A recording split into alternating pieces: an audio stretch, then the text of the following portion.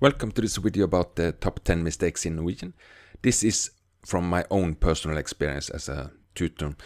And my students is generally from an English background, or at least they are very familiar with English. And in addition, I might have forgotten some, but this is 10 mistakes at least that are very, very common, and it's an informal ranking. The first one, da når.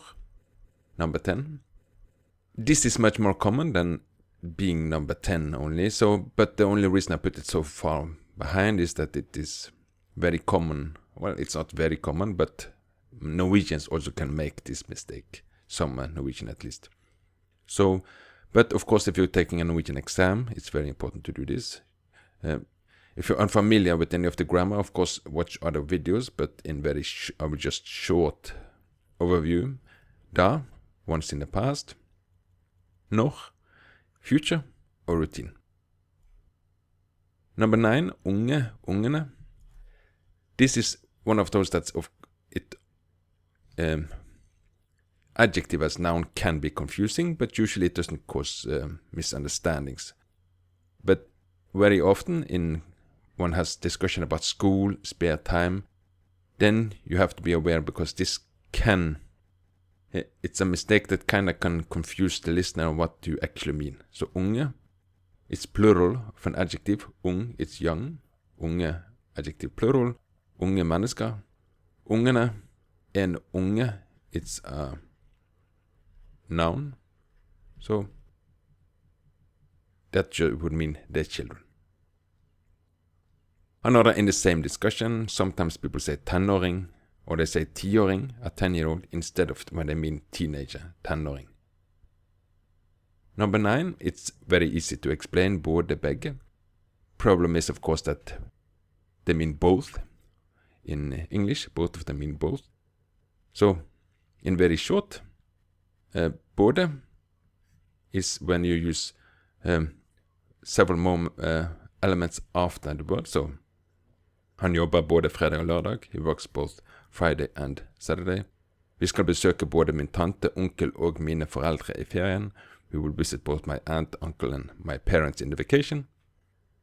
So it can be more than 2. Begge would used in the other context, where it's both in English. Vil du ha kaffe eller brus? Jeg vil ha begge. I want both. Both the parents are lazy. Begge foreldrene er late. Both of them, begge to, kom for sent til intervjuet. Came too late to the interview. Number 7, Rutine versus spesifikk.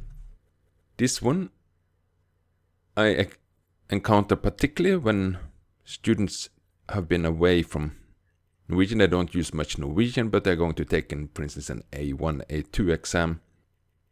And then they're confused when it is something we're talking about a specific situation or season or day or time of day versus as a routine. So usually plus definite form for routine, but it's not always. So for example, sommeren, in the summers, routine, i sommer, in this summer. So it could be in this summer in the future, if you use present tense of future, or the previous summer, if it use past tense. Vinteren, in the winters, i vinter, in this winter, etc. You can pause if you're not familiar with this. Morgenen, i morges, in last morning, or this morning, of course, natta, i natt. Some exceptions. I helgene, in the weekends, i helga, in this weekend. So, sommeren er det vanligvis varmt her. During summers, it's usually warm here. Or, as a routine, i sommer var det varmt her. In summer it was warm here. I sommer skal det være varmt. In the summer it's going to be warm. This summer, future. I sommer er det varmt. In summer it is warm. This summer, present tense. Number 6. In pure numbers, this number 6 is not so common, but it's quite ugly sounding, and it's also at people in intermediate level often that makes this. So, and the confusion is because of the English, of course. So, Skulle in Norwegian, that's not should or ought to do something. That's when you have planned to do something in the past, was going to. Jeg skulle møte ham 5:00, men vi avlyste møtet. Burde, it's ought to, when something is beneficial. Jeg burde jobbe mer, men jeg er for lat. I should work more, but I'm too lazy. As with måtte, we will take now, also, there's no å. This is still a modal verb, so in past tense you still don't have the å in front of the next verb. Had to is not hadde. That's when you just I had something as a possession, not when you had to do something. So, jeg hadde et møte 10:00, I had a meeting at 10. Måtte, when you had to do something. Jeg måtte gå til verkstedet fordi bilen hadde problemer. I had to go to the shop because the car had problems. Again, also, just notice there is no å in front of gå. Måtte, it's a modal verb, so in past tense. No å on the next verb. Number 5, til å, for å. Generally, there is often a problem when to use, when you actually need one of these prepositions. But that's not the big issue here. That's for another video. In this, when you already know that you need either til å or you need for å. When you know that or recognize that, remember for å, it's in order to. So, jeg ringte ham for å gi en beskjed. Of course, sorry, it's a typo. Gi en beskjed. I called him in order to give a message. Yeah. Han jobbet mer for å tjene mer. He worked more to earn more. So, in order to. Til å, in other context. Han har penger til å kjøpe ny bil. He has the money to buy a new car. Han mistet retten til å eie våpen. He lost his right to own a gun. So, there's no direct connection. You don't have money in order to buy a new car. He has money and he can use it to buy a new car. Number 4. Again, this is not in intermediate, primarily in basic level. We have particular rule, it's just the way it is, when we have definite, indefinite form in relation to possessive pronoun. That's what we're talking here. Definite, indefinite form can cause problem for non-English speakers in other context, like university, which we tend to have indefinite form, etc. But in this context, possessive pronoun before, min bil, or genitive, Knuts bil, ditt hus, you have indefinite form. Possessive pronoun after, you use definite form. And then when you use the pronoun for, it's also it or this, those, it's better to use the definite form. And also, it's when you use adjective in between, you have the adjective in definite form, but then people, because of the adjective, because of the distance, people forget that you follow the same rule, min bil, den bilen, Knuts bil, denne bilen, ditt hus, etc. You follow the same rule for the noun based on the pronoun before.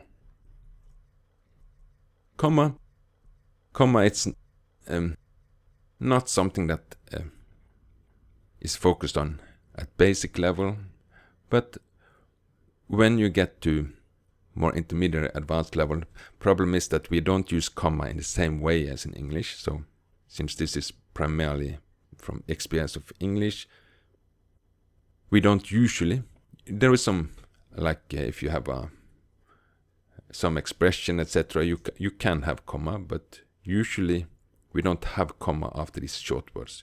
In certain contexts you can, but generally not. So ikke vanligvis, det skaper problemer når. More, just vanligvis skaper det problemer når. Particularly in essay, for eksempel, vi reiser dit hver. We would not say it like this, better in Norwegian. For eksempel reiser vi dit hver. I tillegg skrev han om, ja, eller, or i tillegg han skrev om, no, it's better, i tillegg skrev han om. Hver dag, the same with hver dag. Another rule, people tend to forget the commas before og eller men. So when we start a new complete phrase with one of these, then we have a comma. Yeah, all of these rules, it's for another video, but just in short, like if you have two complete phrases, the second one, comma, og han liker å spille fotball, etc. And then comma after subordinate clauses, but that we will get more to after. Au-lyd. This one is consistently when we have verbal or oral communication, and this, it's even at very advanced level, people make this, they forget about this sound. Usually people can say the sound, or they can always kinda say the sound, but they forget it always, so you have to be reminded.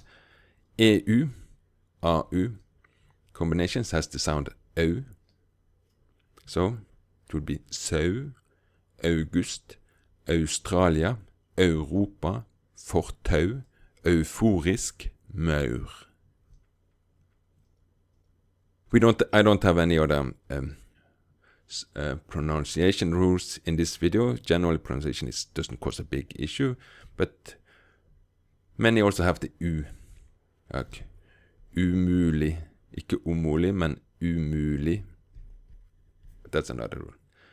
And then the last one, Leddsetninger, subordinate clause. That is the main. That number one, that one does cause the most issues, all the way from A2 level to C1 level. So here I will not make a big video about subordinate clauses. Will make another video published about that. But in short, this is the phrases that start with at, som, hvis, hvor, hvem, da, når, fordi, and other words when it's not a question. But there's some more grammar to it, but that's how to generally identify it.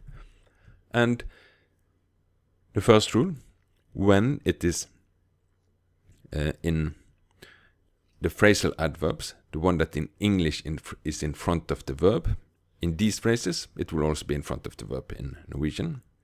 So that can be confusing at A2 level. Ja, han sier at de ofte jobber i helgene, de jobber ofte i helgene. Hvis vi ikke reiser snart, that's a subordinate clause. Vi reiser ikke snart would be the complete clause, helsetning. So, A2 level, when we get to this subordinate clause, and then as with comma, this was just you have the subordinate clause first, then you have comma, and then you have verb inversion, and then you start the next phrase. For most of these, when you get written tests, I don't see people at students in intermediate or high intermediate or advanced level. They will generally make no problem with this. But this rule, consistently, it becomes a problem also for many students to have the verb inversion after this, like when you're speaking.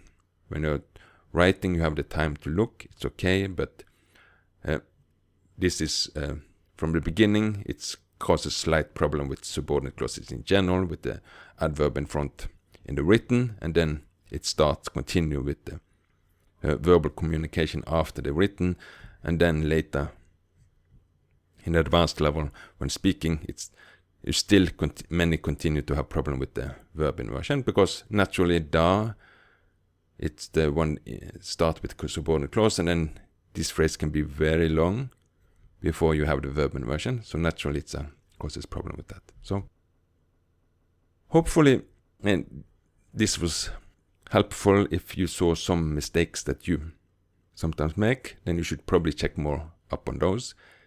The explanations here in this video was probably kind of too short to give much sense, but at least hopefully it gives you some idea if you had problem with any of this. If all of these were you don't have problem with them, and great for you. Thank you, and we'll see you in another video.